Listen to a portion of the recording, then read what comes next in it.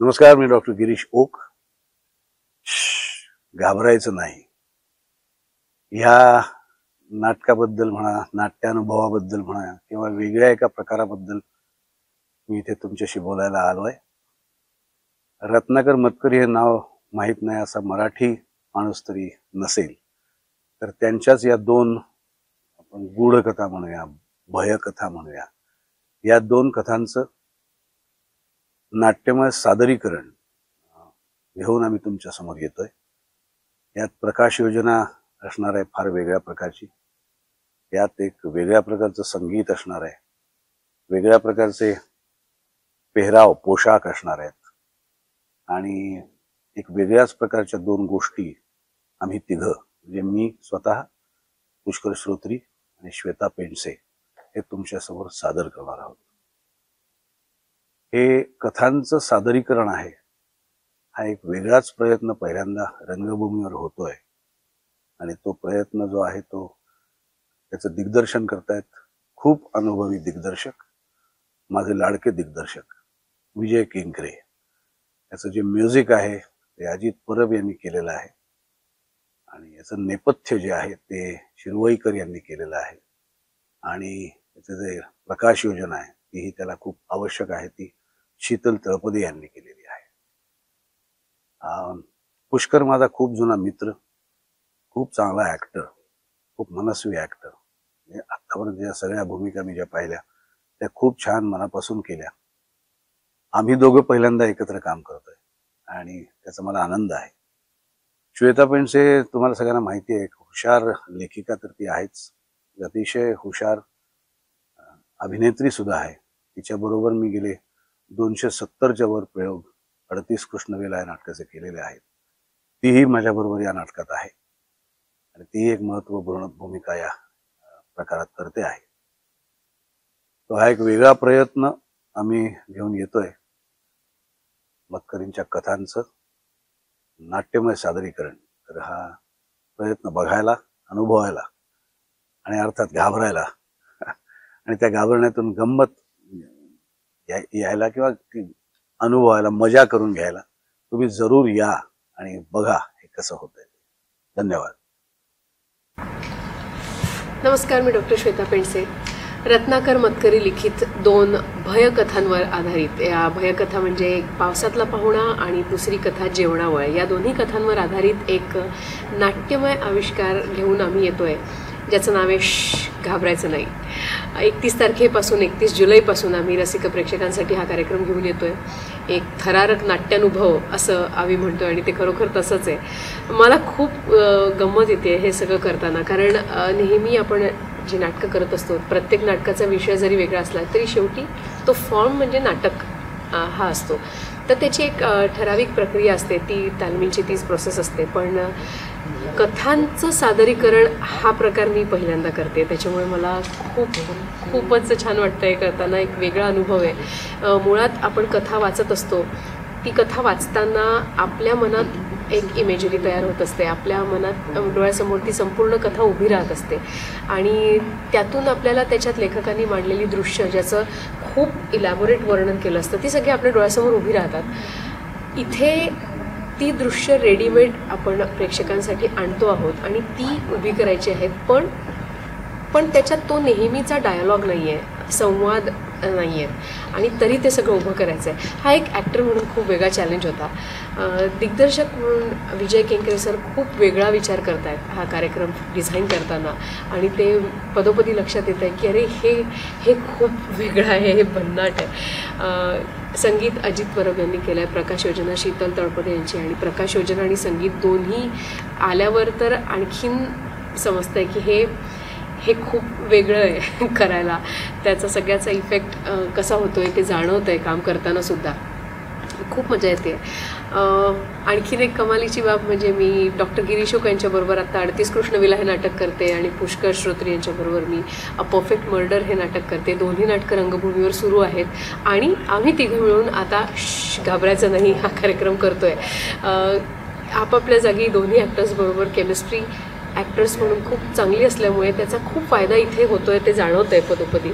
Characters खूप वेगळी आहेत. जनरली प्रत्येक नाटकात एक आपल्याला दिलेलं पात्र असतं जे अथपासून इथपर्यंत त्या पात्राचा एक प्रवास असतो, आपण त्याचा अभ्यास करतो आणि मग ते उभं करतो. पण इथे एकाच कथेमध्ये वेगवेगळी पात्र करायला मिळत आहेत, ती पटापट चेंज ओव्हर होत आहेत आणि हे सगळं करायला खूप मजा येते. प्रत्येक पात्राची देहबोली वेगळी आहे, प्रत्येक पात्राची व्यक्त होण्याची पद्धत वेगळी आहे. तर एक खूप विलक्षण अभ्यास होतो आहे एक अभिनेत्री म्हणून सुद्धा. ओव्हरऑल ऑल इन ऑल खूप छान एक्सपिरियन्स आहे. आम्हाला करतानाच एवढी मजा येते, तर प्रेक्षकांना बघायला निश्चितच खूप खूप मजा येणार आहे. तेव्हा चुकवू नका, घाबरायचं नाही. 31 जुलैपासून तुमच्या जवळच्या नाट्यगृहात नक्की नक्की बघा. नमस्कार, मी पुष्कर श्रोत्री. अनेक वर्षांपूर्वी रत्नाकर मतकरींच्या अनेक गूढ कथा वाचून मी त्यांच्या प्रेमात पडलो आणि त्या कथा मी वारंवार वाचायचो. म्हणजे रेग्युलर इंटरव्हल्सनी मी पुन्हा पुन्हा त्यांची पुस्तकं काढायचो. खेकडा, कबंध, रंगांधळा सगळी पुस्तकं काढायचो आणि पुन्हा पुन्हा ती कथा वाचायचो. आणि का कोणास ठाऊक त्या कथा मला खुणावत होत्या की ह्याचं काहीतरी वेगळं स्वरूप व्हायला पाहिजे, कोणीतरी केलं पाहिजे, आपण काहीतरी त्याच्यात केलं पाहिजे असं. आणि कोविडच्या दरम्यान विजय केंकरेंच्या बरोबर मी, जितेंद्र जोशी आणि शर्वरी लोहोकरे आम्ही तिघांनी मिळून यातल्या 2 कथांचं आम्ही ऑनलाईन अभिवाचनाचा कार्यक्रम केला होता आणि याला चांगला प्रतिसाद मिळाला होता. सो आता इतकी वर्ष झाल्यानंतर पुन्हा मला असं वाटलं की आता आपण त्या कथांना रंगमंचीय स्वरूपात लोकांच्या समोर आणायला पाहिजे. कारण त्याचा आवाका तेवढा मोठा आहे आणि त्याचा प्रेक्षक वर्ग तसा आहे. कारण रत्नाकर मतकरींचा प्रेक्षक वर्ग हा केवळ 40 आणि वरचा नाहीये, तर ज्यांना गूढ कथा आवडतात, मिस्ट्री ज्यांना आवडते, ज्यांना सस्पेन्स, थ्रिलर हा जॉनर आवडतो, ज्यांना हॉरर हा जॉनर आवडतो, अशा सर्व वयोगटातले प्रेक्षक हे मतकरींचे प्रेक्षक असतात. त्यामुळे ह्या प्रकारचं नाटक जर आपण रंगमंचावर आणलं तर त्याला उत्तम प्रतिसाद मिळेल असं मला वाटलं. आणि म्हणून मी विजय केंकरे सरांच्या मागे लागलो की सर आपण काहीतरी करूया करूया करूया करूया. आणि मग तो म्हणाला हो करूया, पण जरा वेगळ्या पद्धतीने आपण ते लोकांच्या समोर आणूया. त्याला अभिवाचनाचं स्वरूप द्यायचं नाहीये, त्याला वेगळं स्वरूप आपण लोकांसमोर आणायचंय की कथा सांगता सांगता तुम्ही कथेतले पात्र होऊन जाता आणि कथेच्या शेवटी तुम्ही प्रेक्षकांनाच कथेत ओढून आणता. अशा प्रकारचा काहीतरी अनुभव लोकांना आपल्याला द्यायचा आहे. आणि मग असं काहीतरी वेगळं करायचं म्हटल्यानंतर आमचे जुने मित्र निनाद करपे जे बदाम राजा प्रोडक्शन्स ते तयार झाले. कारण परफेक्ट मर्डर सुद्धा बदाम राजा प्रोडक्शनची पहिली नाट्यकृती, त्याला पण त्यांचं तेच म्हणणं होतं की काहीतरी वेगळं असेल तर ते आपण करूया. आणि म्हणून त्यांनी तेव्हा ते परफेक्ट मर्डर केलं होतं. तो घाबरायचं नाही करताना सुद्धा आम्ही पहिली त्यांच्याकडे गेलो आणि त्यांना ती कल्पना खूप आवडली. आणि मग डॉक्टर गिरीश ओक त्यांचा इतक्या वर्षांचा प्रदीर्घ अनुभव आहे आणि केवळ अभिनेता म्हणून नाही तर डॉक्टर गिरीश ओक एक उत्तम वाचक म्हणून मला माहिती आहे. त्यांच्याबरोबर गप्पा मारत असताना त्यांचं वाचन किती दांडगं आहे आणि त्यांना किती गोष्टींची किती माहिती आहे हे त्यांच्याबरोबर बोलताना नेहमी जाणवतं. तर मला असं वाटलं की असे काही कलाकार आपल्या बरोबर ह्या नाट्यकृतीत असावेत की ज्यांना अभिनयाच्या पलीकडे 2 ओळींच्या मध्ये नेमकं मतकरींनी काय म्हटलंय किंवा त्यांना काय म्हणायचंय हे उलगडून सांगता आलं पाहिजे. आणि म्हणून डॉक्टर श्वेता पेंडसे सारखी अभिनेत्री सुद्धा ह्याच्यामध्ये आहे, कारण ती एक उत्तम लेखिका आहे, तिलाही नेमकं मर्म कळत असतं. सो ह्या आम्हा तिघांना घेऊन विजयने हे वेगळ्या प्रकारचं नाटक बसवलेलं आहे. पहिल्या अंकात आम्ही पावसातला पाहुणा सादर करतो आणि दुसऱ्या अंकात आम्ही जेवणावळ सादर करतो. दोन्ही गोष्टींमध्ये मी पाहुणा आहे.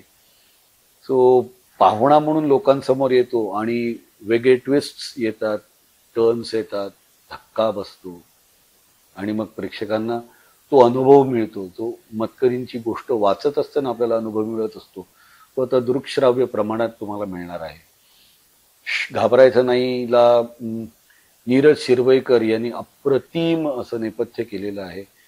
शीतल तळपदे सारखा इतक्या वर्षांचा अनुभव असलेला गुणी प्रकाश योजनाकार तोही ह्याला वेगळ्या पद्धतीने लोकांसमोर प्रकाश योजनेच्या स्वरूपात आणण्याचा प्रयत्न करतोय. अजित परब सारखा एक गुणी संगीतकार आहे ज्याने याचं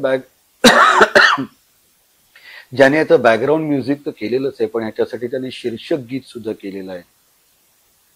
भारत आंबेंची एक कविता आहे, विंदांची एक कविता आहे, जी आम्ही या नाट्यकृतीमध्ये वेगळ्या पद्धतीने लोकांसमोर आणतो आहोत. आणि वेशभूषा असेल, रंगभूषा असेल, या सगळ्यातूनच एक वेगळं नाटक तुमच्या समोर येतंय. घाबरायचं नाही. 31 जुलैपासून ते तुमच्या जवळच्या नाट्यगृहात तुम्हाला बघायला मिळणार आहे. ज्यांना ज्यांना मतकरी माहिती आहेत, त्यांना त्यांचं नाटककार म्हणून ते किती ग्रेट आहेत ते माहिती आहेत, कथा कादंबरीकार म्हणून ग्रेट आहेत माहिती आहेत, बालनाट्य त्यांनी इतकी अप्रतिम लिहिलेत माहिती आहे. पण त्यांच्या गूढ कथा जर तुम्ही वाचल्या असतील तर त्याचा अनुभव घ्यायला तुम्ही प्लीज थिएटरमध्ये या. घाबरायचं